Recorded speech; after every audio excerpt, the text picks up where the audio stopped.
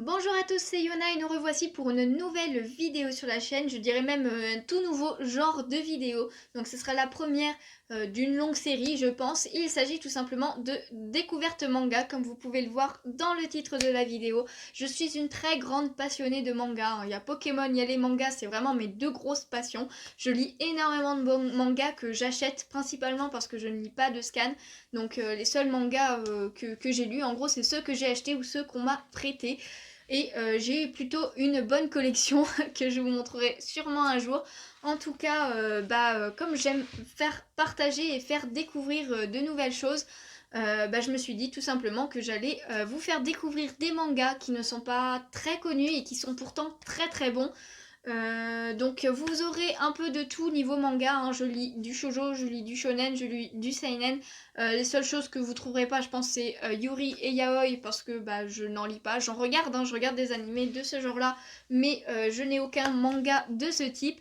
En tout cas voilà, vous trouverez un peu de tout. Je lui suis vraiment très facile au niveau des lectures.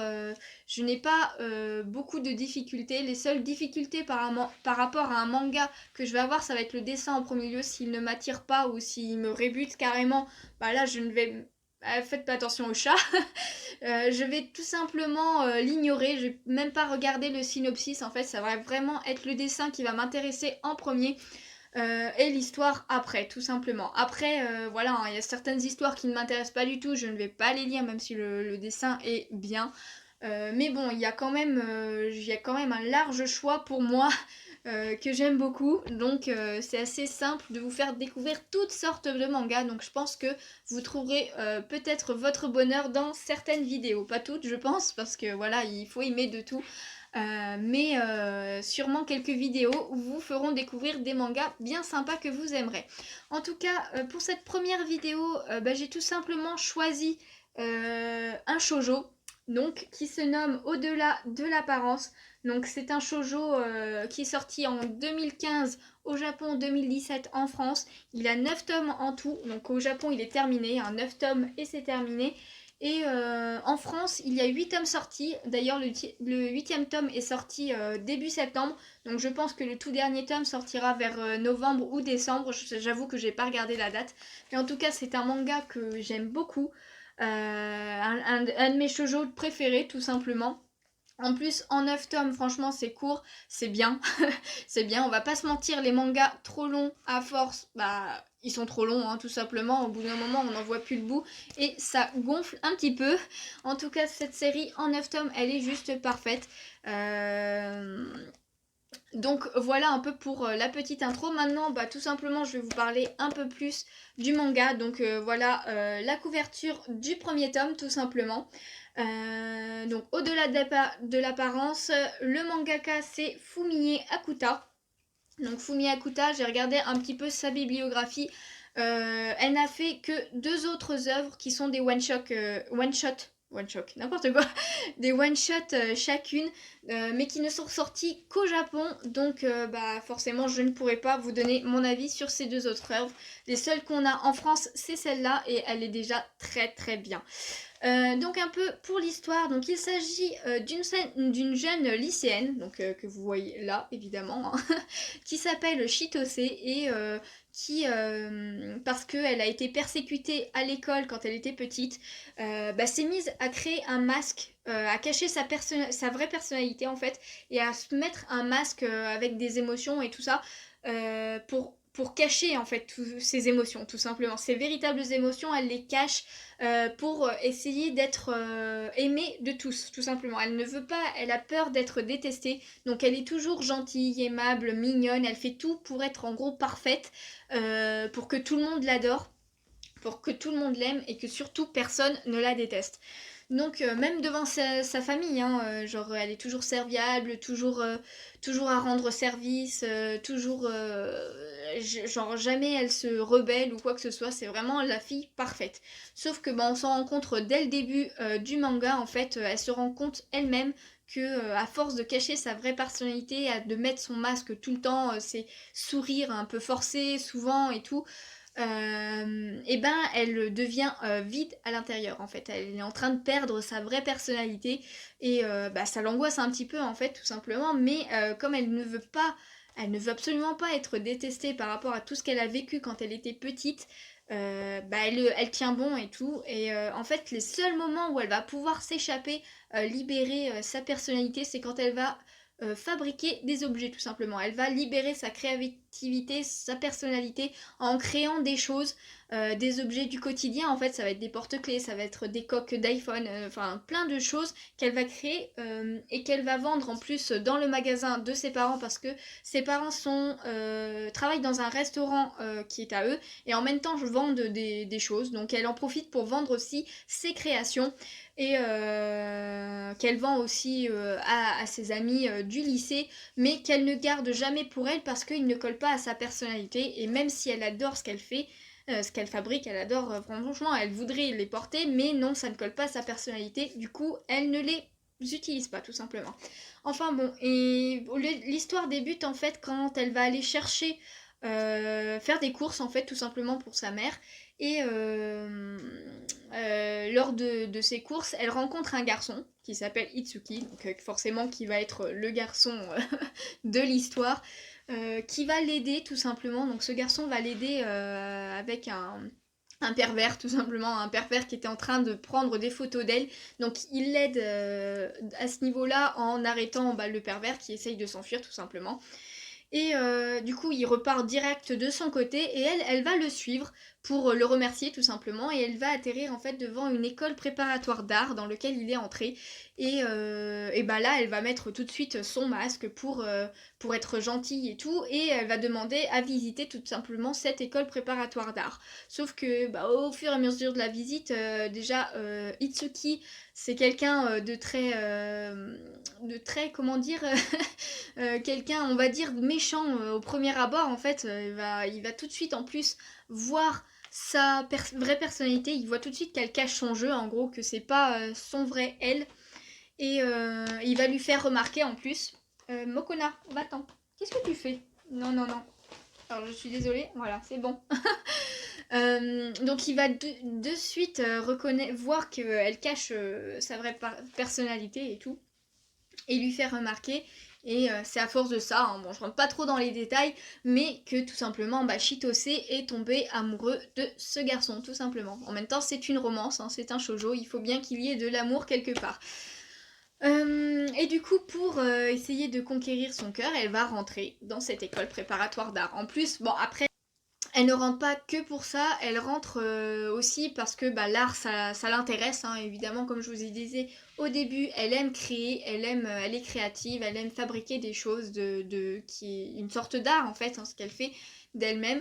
Et du coup elle va rentrer dans cette école préparatoire d'art pour aussi conquérir le cœur de Itsuki. Sauf que Itsuki lui, alors je vous en dis pas trop, mais en gros il a eu des problèmes de cœur avant et du coup maintenant il ne croit plus du tout à l'amour. Donc pour conquérir son cœur ça va être un petit peu compliqué. Mais bon en tout cas voilà, le gros de l'histoire c'est ça. Et c'est vraiment sympa les péripéties et tout, comment ils vont finir par sortir ensemble et tout, forcément hein, en 9 tomes vous vous doutez bien qu'au bout d'un moment ils finissent ensemble. Mais bon c'est vraiment sympa. Il y a pas mal de clichés hein, de romance en même temps, voilà, s'il n'y a pas de clichés, c'est pas logique. En tout cas, moi j'aime bien ces petits clichés qui font plein de fois. Après, il n'y a pas que ça, il y a vraiment des trucs sympas qui sortent un peu de l'ordinaire, des moments très romantiques et tout, qui sont vachement sympas. Donc voilà en gros pour l'histoire. Maintenant je vais vous parler un petit peu plus de mon avis personnel. Donc déjà le dessin tout simplement, hein. Je vous montre là un peu quelques extraits du manga. Donc vous voyez c'est un dessin qui est très très fluide, qui est très léger, qui est magnifique. En fait les expressions du visage elles sont juste magnifiques. Je trouve que l'auteur les a très très bien retranscrites. On s'identifie bien au personnage. Les traits sont très fins et tout, ils sont vraiment, ça donne un peu c'est vraiment un petit monde à part qui est vraiment très beau. Donc voilà, les dessins m'ont tout de suite plu. En plus, les couvertures Si je vous montre l'arrière, ça marche pas. Les couvertures sont, je trouve, très très belles. Donc je vais vous montrer un petit peu les couvertures. Donc vous avez le tome 1 ici, le tome 2. Donc voilà, les expressions du visage et tout, je trouve que c'est super bien fait. Nous avons le tome 3, donc là il s'agit de Itsuki. Donc voilà, le tome 3, ensuite le tome 4, donc Chitose, regardez, moi en plus j'aime beaucoup sur les couvertures, les couleurs et tout, je trouve qu'elles sont vraiment très bien faites. Donc forcément vous ne les trouvez pas dans le manga vu que c'est en noir et blanc, mais c'est vraiment très sympa. Donc ça c'était le tome 5. Le tome 6, donc un personnage très important que vous retrouverez un peu plus tard dans le manga, je pense. Non, je crois qu'au tome 2 il y est déjà, mais bon. Le tome 7, donc voilà, on voit déjà à cette couverture que la romance avance. Le tome 8, donc Chitose, encore une fois. Et du coup, le tome 9 qui sortira fin de l'année, je pense. Donc voilà pour tous les tomes. Donc voilà, c'est un dessin que j'aime beaucoup et c'est déjà ça qui m'a attiré en premier. Et après, l'histoire avait l'air intéressante parce qu'il y a un gros point aussi qui est très intéressant et qui est original par rapport aux autres shoujo, c'est le côté art du manga en fait. Donc c'est une école préparatoire d'art dans lequel ils vont vraiment vivre leur histoire d'amour en fait, parce que ok, ce sont des lycéens, mais il y a très peu de passages où ils sont dans un lycée. En fait, la plupart des passages vont se passer soit dehors, soit dans cette école préparatoire d'art. Et c'est ça qui change un petit peu parce que tous les clichés du lycée, forcément, vous les avez pas. Vous les avez pas vu que c'est un autre environnement, c'est une autre mentalité en fait qui se passe dedans et tout. Donc vous suivez, il y a les cours et tout. En plus, ce qui est très bien, c'est que vous apprenez beaucoup de choses sur l'art. Et l'art, ça ne se résume pas au dessin en fait. C'est vraiment l'art, cette école, c'est vraiment aussi les sculptures, que ce soit en bois, en acier ou je ne sais plus quoi. Enfin bon, la peinture à l'huile, les dessins et tout, les portraits et tout. Enfin, c'est vrai, va être vraiment assez large. Que ce soit construction, artisanat et tout, c'est vraiment très large. Et en plus, on a beaucoup d'explications sur tous ces arts un peu, ce qui est vraiment intéressant. Moi, je dessine, donc ça m'intéresse beaucoup, mais je pense que même quelqu'un qui ne s'intéresse pas à l'art en général, ça va lui apprendre pas mal de choses et il va peut-être s'y intéresser un peu plus du coup. Mais bon, donc c'est un côté que j'aime beaucoup dans ce manga parce qu'il est quand même très très important, hein. La romance, c'est le plus gros de l'histoire, forcément, c'est un shoujo. Mais que ce soit baigné dans cette école préparatoire d'art, avec des professeurs d'art, en plus Itsuki, lui, il a une famille lui, il est très doué. Chitose, elle commence en fait, elle n'a pas fabriqué, elle n'a jamais vraiment dessiné et tout. Mais elle est très créative, ce qui fait qu'elle avance beaucoup. Du coup, Itsuki, je disais, lui, il a une famille qui est vraiment dans l'art, genre père, frère et tout, ils sont tous dans l'art. Du coup, lui, il est très doué. Enfin bon, on va voir leur évolution tout au long du manga dans cet aspect qui est l'art. Et aussi, un truc très important aussi, c'est que on trouve enfin pas au début, mais vers la moitié, voire vers la fin des mangas, enfin des tomes, on trouve cette question de qu'est-ce que je vais faire après. Donc une question que tout le monde se pose dans sa vie. Alors là, forcément, ça va être, vu qu'ils sont dans l'art, mais quel art je vais faire? Est-ce que je vais m'intéresser au dessin? Est-ce que je vais m'intéresser aux sculptures? Est-ce que je vais faire dans quelle école, dans quelle fac je vais aller? Il se pose aussi toutes ces questions de l'orientation du choix de vie en fait, tout simplement. Qu'est-ce que je vais faire plus tard? Et après le lycée, cette question que tout le monde se pose. Et elle est très très importante dans ce manga, et c'est ça qui est important parce qu'il y a pas mal de shoujo, voilà, ils se cantonnent à l'histoire d'amour ou genre au lycée, mais ils vont pas pousser un peu plus loin que après, qu'est-ce qui se passe après le lycée. En tout cas, c'est cet aspect que j'aime beaucoup aussi, et donc on voit comment ils galèrent et tout, comme nous on galère quand on sait pas quoi faire de notre vie tout simplement. Euh, et du coup, c'est cet aspect-là que j'aime beaucoup. En tout cas, voilà un peu pour le gros de l'histoire. Un truc aussi qui est sympa, c'est les personnages secondaires. Franchement, le seul petit hic, voilà, le seul petit hic que je dirais de ce manga, c'est que les personnages secondaires, ils sont super intéressants et pourtant, ils ne sont pas très... je regarde ce que je fais mon chat. Qu'est-ce que tu fais? Bon d'accord, vas-y, va là-haut, c'est pas grave. Du coup, personnages secondaires, ils sont super intéressants et pourtant je trouve qu'ils ne sont pas assez poussés. On les voit assez peu finalement, pourtant il y a une autre histoire d'amour à côté avec des personnages secondaires que j'aurais bien aimé voir plus évoluer, enfin plus qu'on en sache plus dessus et tout. Et c'est ça qui est le petit hic, je dirais, de ce shoujo. En tout cas, j'espère que tout ce que je viens de vous dire là sur le manga et tout ça vous aura plu, vous aura donné surtout envie de le lire ou au moins de le tester. Genre vous allez dans votre magasin où vous achetez vos mangas, si vous le voyez, n'hésitez pas à le feuilleter. Franchement, moi ça a été vraiment un petit coup de cœur. Super sympa. C'est des éditions, d'ailleurs, je l'ai pas dit, mais c'est des éditions Kana. Donc, une édition. Bah, après, moi, je fais pas trop attention aux éditions, hein, j'aime vraiment de tout. Donc, j'ai pas une édition préférée par rapport à une autre, je sais pas vous, mais moi, ce n'est pas mon cas.